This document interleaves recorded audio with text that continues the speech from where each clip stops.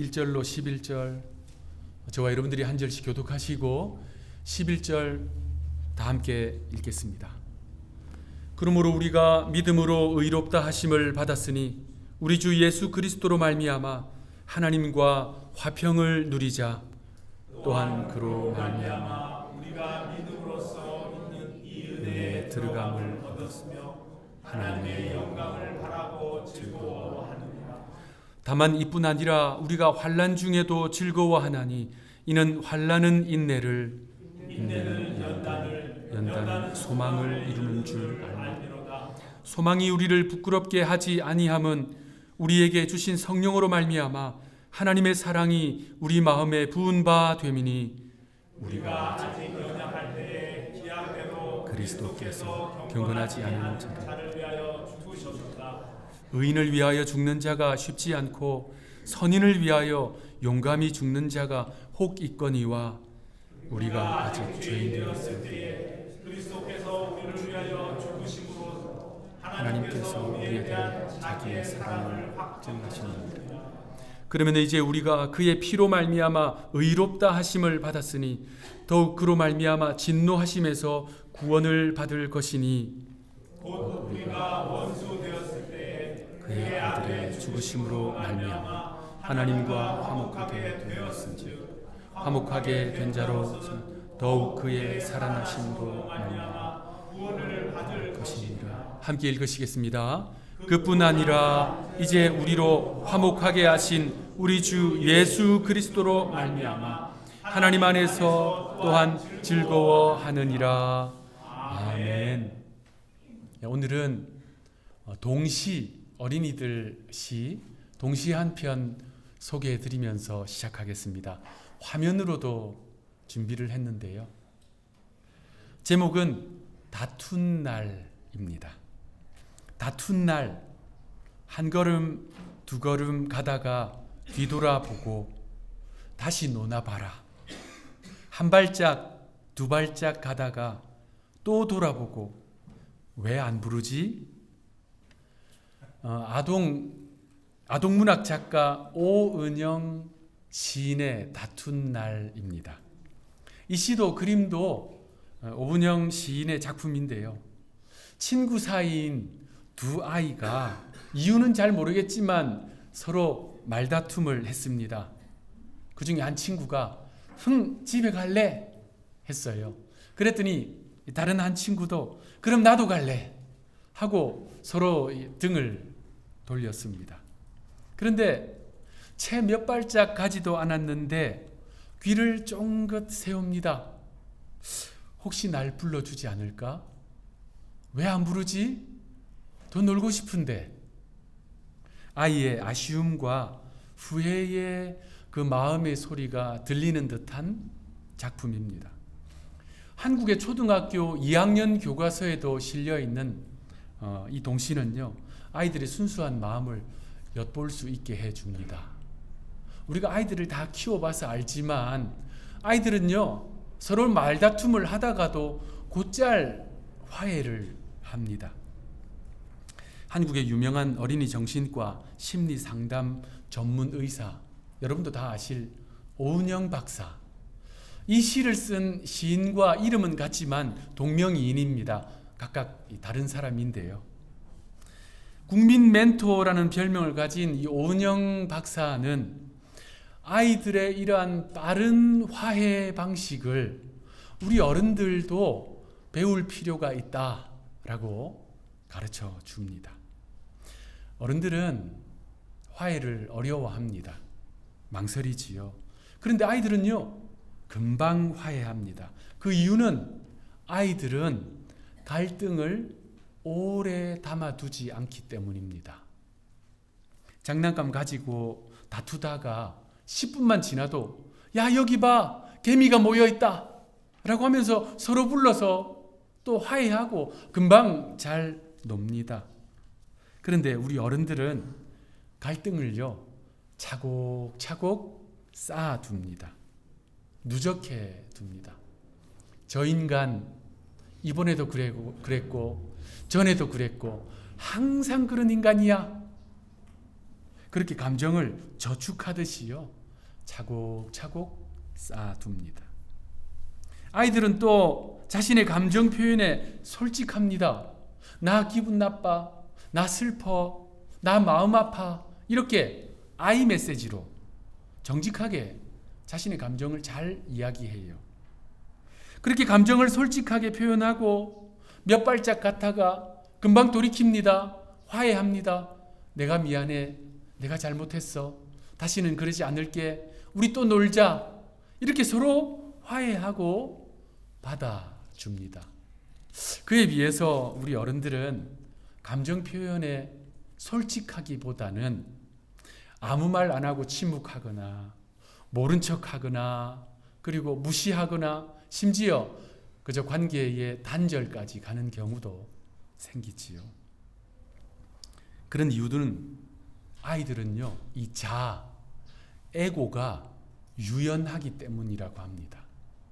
그에 비해 어른들은 자아가 경직된 경우가 많습니다. 내가 먼저 사과하면 나를 만만하게 보지 않을까? 내가 잘못을 인정하면 내 위치가 약해지지 않을까? 살아오면서 경직된 자아, 또 이 체면 문화 때문에 쉽사리 손을 내밀지 못하는 것이지요. 화해를 관계의 회복이 아니라 무의식적으로 자존감의 손실로 보는 경향이 있다라고 심리학자들은 말합니다. 그런데 아이들은요, 그런 계산을 하지 않는데요. 아이들은요, 먼저 자기가 사과를 해도 내가 손해본다라고 생각하지 않는다는 것입니다. 특히 이 오은영 박사는 아이들은 부모를 항상 용서한다라고 말합니다. 아이가 부모로부터 상처를 받는 경우가 있잖아요. 그런데 비교적 빠르게 관계가 회복되는 이유는 그래도 아이가 덜 쌓아둔다는 거예요. 그래서 아이가 부모를 용서합니다. 그러한 자녀의 부모를 향한 용서, 그 용서는 부모를 죄책감에서 구원하는 힘이다 라고 설명합니다. 부모가 자녀를 용서하는 것 참 중요합니다. 우리 부모가 자녀들을 용서하는 것 꼭 해야 합니다. 그런데 자녀가 부모를 용서하는 것, 그것은요, 일생 부모의 마음을 내리누르는 그 죄책감에서 부모를 해방시켜주고 자유를 주고 구원을 주는 힘이 있다라고 말합니다. 한자로 오해, 이해, 화해, 뒤에 그 해자는 다 같습니다. 풀해자예요. 용서하다 해자, 풀해자. 풀리지 않으니 오해하는 것이고요. 풀리면 이해가 됩니다. 그 이해를 넘어서서 관계를 회복하는 것이 화해입니다. 그런데 일단 마음을 풀어야 합니다. 상한 마음 풀어야 하고요. 닫아버린 마음 열어야 합니다. 꼬인 마음 풀어야 합니다. 그래야 화해가 시작됩니다. 그래서 아이들의 이 화해의 기술, 갈등을 쌓아두지 않고 오래 간직하지 않고 자신의 감정을 정직하고도 또 건강하게 표현하는 것, 또 경직된 자아가 아닌 유연한 자아로 계산하지 않고 손 내미는 것, 이거 우리 어른들, 아니 관계가 회복되고 관계가 더 나아지기를 바라는 모든 사람들에게 꼭 필요한 관계 회복의 기술입니다. 너무 멀리 가지 말고 한 걸음 두 걸음, 한 발짝 두 발짝 갔다면 이제는 돌아서서 손 내밀고 화해하는 것, 관계 회복을 위해서 꼭 필요한 용기입니다. 화해는 이렇게 우리의 삶의 중요한 주제인데요. 성경은 화해를 복음의 중심 가치라고 말씀합니다. 우리 성경에는 화해에 대한 내용들이 참 많습니다. 아브라함의 아들 이삭에게는 두 아들이 있었지요. 첫째 아들 에서, 둘째 아들 야곱. 10손가락 깨물어 안 아픈 손가락이 없지만 더 아픈 손가락은 있는 것 같습니다. 아버지 이삭은요, 첫째 아들, 들판에서 사냥하는 에서를 더 아꼈습니다. 반면 어머니 리브가는 가정적인 둘째 아들 야곱을 더 아꼈지요. 이 두 아들이 장성해서 이제 아버지의 축복을 받는 나이가 되었는데 어떻게 됩니까? 어머니의 도움으로 야곱이 장자의 축복을 가로챕니다. 이 일로 이 형제 간의 우애가 완전히 깨어져 버립니다. 무려 20년 동안 말입니다. 20년 동안 상종을 안 한 거예요. 삼촌 라반의 집으로 도망가서 그야말로 파란만장한 인생을 보낸 야곱. 나이가 드니 고향 생각이 나는 거예요. 그래서 고향으로 돌아오고 싶은데 형 에서의 보복이 너무나도 두렵습니다. 그가 마음의 결심을 하고 고향으로 돌아오는데 형 에서가 마중을 나왔네요. 야곱이 형을 보자마자 어떻게 합니까? 땅바닥에 납작하게 엎드립니다. 한 번 절한 게 아니에요. 7번 절합니다. 그 흙먼지 나는 길에 얼굴이 땅에 닿도록 바짝 엎드려서 7번 절했습니다. 야곱이요, 과거 자신의 잘못을 뉘우친다는 거예요. 형의 자비를 구하는 행동입니다. 동생의 그 모습을 본 형 에서가 어떻게 합니까? 동생을요, 용서해 줍니다. 창세기 33장 4절 말씀, 우리 한 목소리를 읽겠습니다. 시작. 에서가 달려와서 그를 맞이하여 안고 목을 어긋맞추어 그와 입맞추고 서로 우니라. 두 사람이 서로 얼싸안고 눈물의 재회를 한 것입니다. 동생의 겸손과 형의 넓은 아량으로 그 기나긴 세월간의 원한이 끝나고 화해가 이루어진 것입니다. 자, 그 동생 야곱에게는 12명의 아들이 있었습니다. 그런데 그 대부분의 아들들이 11번째 아들 요셉을 시기했습니다. 그저 보기 싫어하는 정도가 아니라 죽이고 싶은 마음이 있었지요. 지난주에 다룬 본문입니다. 그래서 그 형들이 어떻게 합니까? 동생 요셉을 노예로 돈 받고 팔아버렸습니다. 기나긴 세월이 지나고 고대 근동 지역 전체에 큰 기근이 찾아왔어요. 그래서 먹을 것을 찾기 위해 이 형들이 팔레스타인에서 이집트로 들어갔습니다. 이집트에 찾아온 형들을 단번에 알아본 총리 요셉, 그의 마음에는 만 가지 감정이 교차했습니다. 그런데 그 요셉이 형들을 용서합니다. 여러분, 그 형들이 요셉을 팔아버린 그 시기로부터 재회할 때까지 최소 20년이 흘렀어요. 마찬가지로 20년 동안 상종을 하지 않은 관계입니다.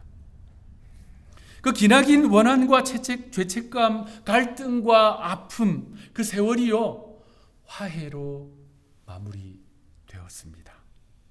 우리 신약 성경에도 화해의 사건들이 많습니다. 예수님은 누가복음 15장에서 아버지를 버리고 떠나버린 탕자에 대한 이야기를 들려주십니다. 그 아들은 아버지가 버젓이 살아계심에도 불구하고 유산을 요구했습니다. 그 유산을 받은 아들은 멀리 타국으로 갔지요. 허랑방탕하게 살아버립니다. 가진 거 다 소비하고 빈털터리가 되어버린 이 아들, 아버지께로 돌아옵니다. 아버지가 어떻게 합니까? 두 팔 벌려 그 아들을 환영합니다. 예수님의 그 말씀, 그 이야기, 그 사건의 핵심은 탕자가 회개했기 때문에 아버지와 화해가 이루어졌다가 아닙니다. 그 사건의 핵심은 누가복음 15장 20절 후반부, 아직도 거리가 먼데 아버지가 그를 보고 측은히 여겨 달려가 목을 안고 입을 맞추니, 아직도 거리가 먼데 너무 멀어서 누가 누군지 분간이 안 되는데도 기다리고 계신 아버지, 이 아버지가 핵심입니다. 그 아버지는 기다리고 또 기다렸다는 거예요. 이미 마음으로 용서했기 때문입니다. 그래서 저 멀찍이에서 아들이 오자 어떻게 합니까? 아들이 아버지께 아버지 죄송합니다. 제가 잘못했습니다. 용서해 주십시오. 다시는 그렇게 하지 않겠습니다. 라고 하는 회개와 다짐을 하기도 전에, 그 말 듣기도 전에 아버지는 달려가서 버선발로 달려가서 그 아들을 안아줍니다. 용서해 줍니다. 아버지로 말미암아 그 아들과의 화해가 시작되었습니다. 이 화해의 사건의 중심에는 누가 있다고요? 아버지가 계신 겁니다. 예수님은요, 그 말씀을 통해서 하나님의 화해의 방식이 무엇인지 가르쳐 주시는 거예요. 앞서 말씀드린 야곱과 그 형 에서와의 화해, 요셉과 나머지 형들과의 화해, 이 사건들도 마찬가지입니다. 그 중심에 하나님께서 계십니다. 형의 보복이 너무나도 무서웠던 야곱, 그래서 자기 아내와 자식들 또 종들, 양들까지 다 강을 건너게 했어요. 그런데 혼자 건너지 않았습니다. 혼자 야복 나루터에서 안절부절하고 있었어요. 그런 그에게 하나님이 찾아오셨지요.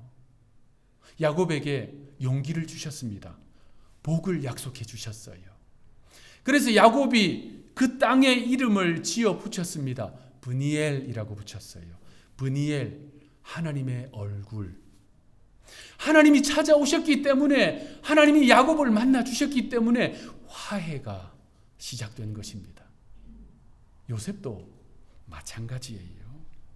지난 20년의 원한이 눈 녹듯이 녹게 된 계기는 하나님께서 요셉에게 깨닫게 해주셨거든요.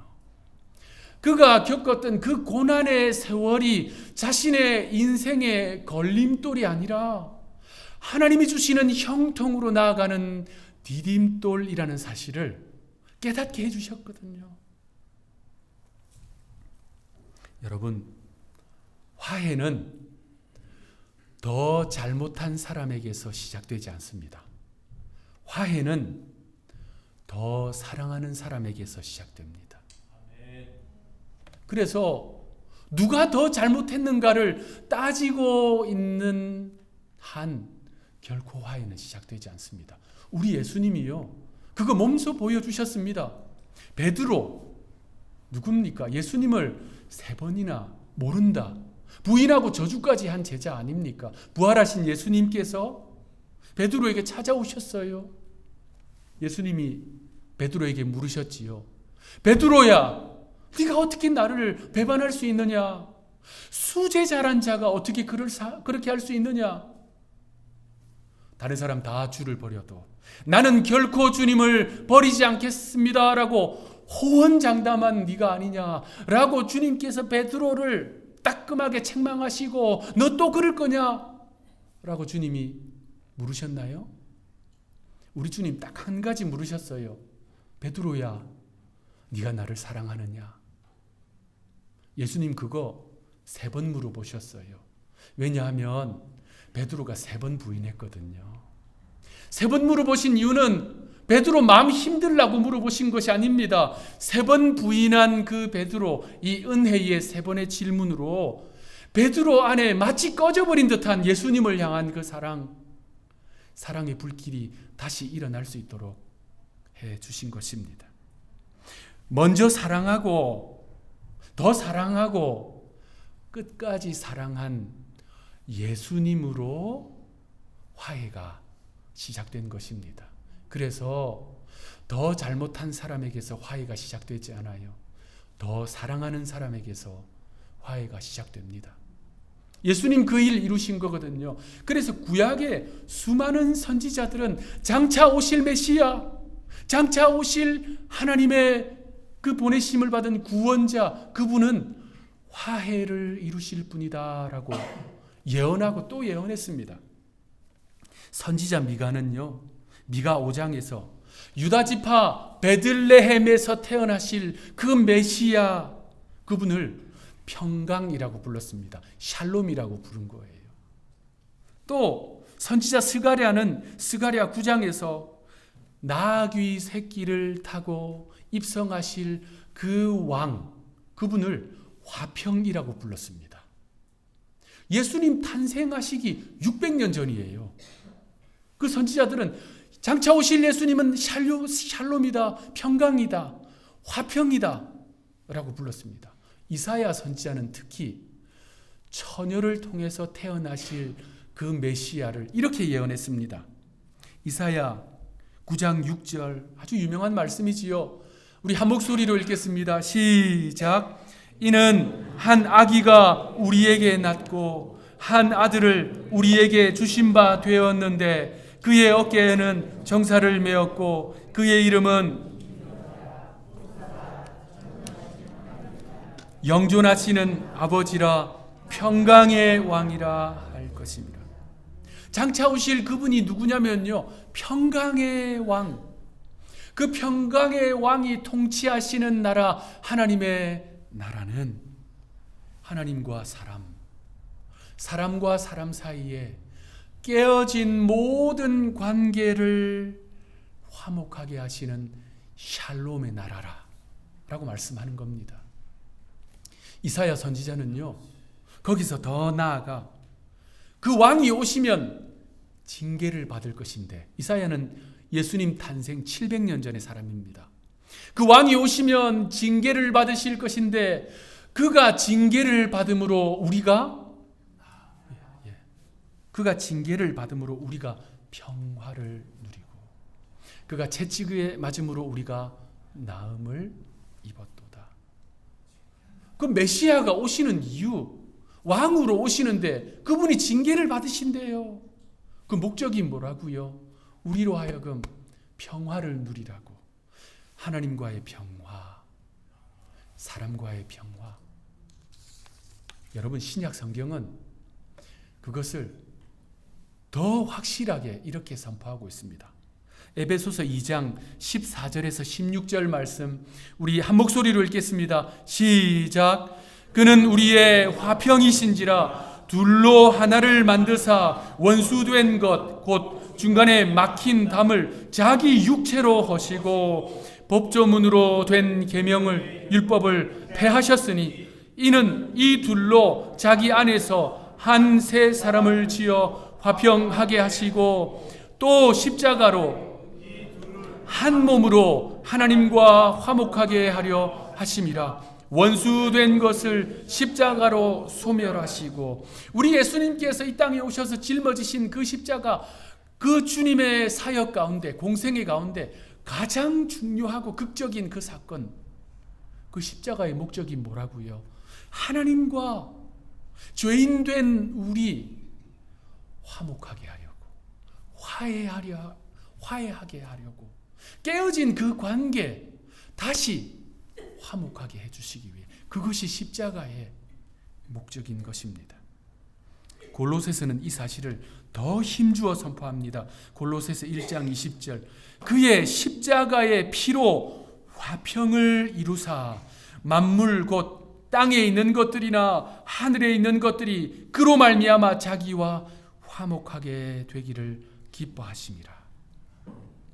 예수님의 십자가는요, 하나님과 우리 사람과 사람, 더 나아가 인간의 죄로 말미암아 타락의 영향을 입은 모든 피조 세계까지 화목하게 하는 유일한 열쇠, 유일한 길입니다. 오늘 본문은 우리를 그 화해의 자리, 화목의 자리로 초대하시는 말씀입니다. 1절 말씀 합독하겠습니다. 시작. 그러므로 우리가 믿음으로 의롭다 하심을 받았으니 우리 주 예수 그리스도로 말미암아 하나님과 화평을 누리자. 저 멀리 이방 땅 제국의 수도 도성 로마에서 믿음 생활하고 있었던 그리스도인들, 로마 교회 성도들, 그들은 제가 말씀드렸듯이 큰 분쟁을 겪고 있었습니다. 유대파 그리스도인들과 이방인파 그리스도인들이 다툼을 일으키고 있었어요. 분란 중에 있었습니다. 로마서는 그들을 위한 복음의 처방전입니다. 그 분열의 상황에서 로마서는요, 누가 옳은가? 라고 묻지 않아요. 당신은 하나님과 어떤 관계인가? 이것을 말씀하고 있는 것입니다. 당신은 예수님으로 말미암아 하나님과 화목하게 된 사람이다. 이것이 1절의 내용입니다. 로마 교회의 분쟁을 해결하는 결정적인 해결책이 바로 이것이기 때문입니다. 그들은 서로 이렇게 비판했습니다. 유대파 그리스도인들은 이방인파 그리스도인들을 향해서 저들은 율법을 모른다. 저들은 정통이 아니다. 반대로 이방인파 그리스도인들은 유대파 그리스도인들을 향해서 저들은 은혜가 뭔지 모른다. 저들은 믿음이 없다. 그런 마음으로 분쟁을 일으키고 있는 그들을 향해서 사도 바울은 이렇게 묻는 거예요. 당신은 하나님과 화목했는가? 여러분, 하나님과의 관계가 좋으면요, 사람과의 관계가 좋을 수밖에 없습니다. 반대로 하나님과의 관계가 깨어져 있고 막혀 있으면, 하나님 찾지도 않고 기도 생활, 예배 생활 무너져 있으면 사람과의 관계도 꼬이고 막히고 무너질 수밖에 없습니다. 그 마음에 은혜가 메말라 있고 하나님이 주시는 평강과 기쁨이 메말라 있는데 사람과의 관계가 좋아지기가 어렵지요. 그래서 1절은 하나님과 화평을 누리자 라고 선포하는 것입니다. 여러분, 하나님과 화목하시기 바랍니다. 하나님과의 관계가 꼬이고 막히고 무너지지 않게 되기를 바랍니다. 앞서 소개한 그 동시처럼 한 걸음, 두 걸음 갔다면 더 멀어지지 말고 하나님께로 돌이켜서 그분과 화해해야 합니다. 우리가 하나님과 화목하도록 예수님께서 어떤 대가를 지불하셨습니까? 주님은요, 그 일을 위해서 자신의 생명을 내어주신 겁니다. 오늘 본문 8절 말씀 우리 합독하겠습니다. 시작. 우리가 아직 죄인 되었을 때에 그리스도께서 우리를 위하여 죽으심으로 하나님께서 우리에 대한 자기의 사랑을 확증하셨느니라. 인간의 본질, 우리 인간의 본질은요, 로마 교회 성도들이 서로 다투었던 그 내용처럼 더 나은 존재, 덜 나은 존재로 구분되지 않습니다. 성경, 특히 오늘 본문은 분명하게 우리에게 말씀합니다. 인간의 본질이 무엇인가? 인간의 본질은 연약한 자, 경건하지 않은 자, 죄인, 하나님과 원수된 자. 이것이 우리가 피할 수 없는 인간의 본질입니다. 그러한 상태에 있는 우리를 위해서 어떻게 했다고요? 아버지 하나님께서 오신 거예요. 벗은 발로 달려오신 거예요. 자신의 아들을 십자가에 내어주신 것입니다. 그 일을 통해서 지성소로 나아가는 길, 그동안 막혀있었던 그 길, 하나님을 만나는 길, 아버지께로 나아가는 길, 하나님과 화목하는 그 길을 활짝 열어주신 것입니다. 그래서 우리가 해야 할 일이 무엇일까요? 우리가 해야 할 일 한 가지입니다. 예수님의 그 말씀에 나온 아들처럼 아버지께로 나아가면 됩니다. 아버지께로 나아가면요, 우리 하나님 아버지는 두 팔 벌려 우리를 환영하십니다. 여러분을 환대하십니다. 용서하시고요, 화해와 화목이 이루어집니다. 오늘 본문 10절에서 11절은 그 사실을 반복해서 말씀하는 것입니다. 우리 10절 11절 함께 읽겠습니다. 시작. 곧 우리가 원수 되었을 때에 그의 아들의 죽으심으로 말미암아 하나님과 화목하게 되었은즉 화목하게 된 자로서는 더욱 그의 살아나심으로 말미암아 구원을 받을 것이니라. 그뿐 아니라 이제 우리로 화목하게 하신 우리 주 예수 그리스도로 말미암아 하나님 안에서 또한 즐거워하느니라. 오늘 본문은요, 하나님과의 화평으로 시작해서 화목으로 마무리됩니다. 이 본문을 통해서 우리에게 주시는 하나님의 메시지는 분명합니다. 주님께서 십자가를 통해서 죄인된 우리와 하나님을 화목하게 하셨으니 그 화목으로 세상에 나아가 화목을 이루라 라는 말씀입니다. 여러분, 하나님은요, 이 말씀을 2000년 전 로마 교회 성도들에게만 주시는 것이 아닙니다. 저와 여러분 모두에게 주시는 말씀입니다. 그 이유는요, 하나님께서 우리 모두에게 아주 특별한 직분을 주셨기 때문입니다. 저는 이 직분이 성경에 나오는 모든 직분 가운데 가장 중요한 직분이라고 믿습니다. 우리의 직분, 목사라는 직분, 장로라는 직분, 집사라는 직분, 권사라는 직분, 이것 다 하나님이 주신 직분이에요. 아주 중요합니다. 귀하게 여겨야 합니다. 그런데 그 직분들보다 더 근본적이고 더 중요한 직분이 있어요. 우리 모두에게, 여러분 한 분 한 분에게 주신 직분입니다. 바로 화목하게 하는 직분입니다. 고린도후서 5장 18절, 19절 우리 한 목소리로 읽겠습니다. 시작. 모든 것이 하나님께로서 났으며 그가 그리스도로 말미암아 우리를 자기와 화목하게 하시고 또 우리에게 화목하게 하는 직분을 주셨으니 곧 하나님께서 그리스도 안에 계시사 세상을 자기와 화목하게 하시며 그들의 죄를 그들에게 돌리지 아니하시고 화목하게 하는 말씀을 우리에게 부탁하셨느니라. 주님은 우리에게, 저에게, 우리 하누리교회 성도들 한 분 한 분에게 화목하게 하는 직분을 주셨습니다. 화목을 부탁하셨어요. 한번 따라 하시겠습니다.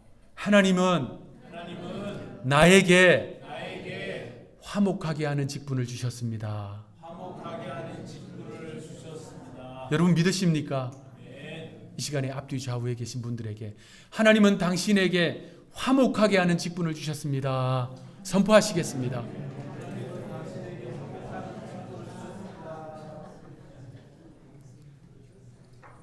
여러분, 누가 하나님의 아들이고 누가 하나님의 딸일까요? 누가 하나님의 자녀일까요? 믿음 생활 오래 한 분들, 모태신앙인, 아니면 교회의 중직자, 우리 예수님은요 이렇게 말씀하셨습니다.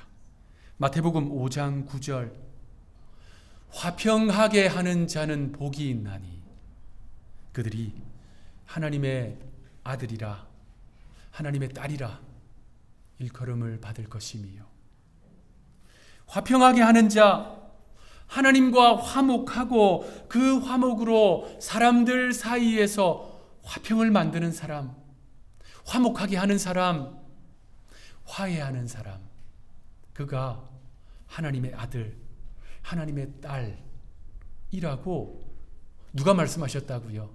예수님이 말씀하신 거예요. 예수님이 그렇게 말씀하셨으면 이견이 없는 것입니다. 그러므로 이 화해의 복음을 따라 하나님과 화평하고 교우들과 화평하고 이웃들과 화해와 화평을 실천하는 하나님의 아들들, 하나님의 딸들이 되시기를 구주 예수님의 이름으로 축원합니다. 기도하겠습니다. 주님, 저희를 평화의 도구로 써 주옵소서.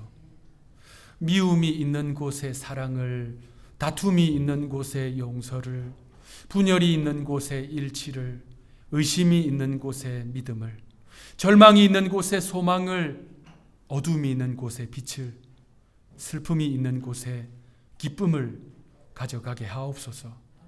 거룩하신 주님, 저희로 하여금 위로받기보다는 위로하게 하시고 이해받기보다는 이해하게 하시며 사랑받기보다는 사랑하게 하옵소서.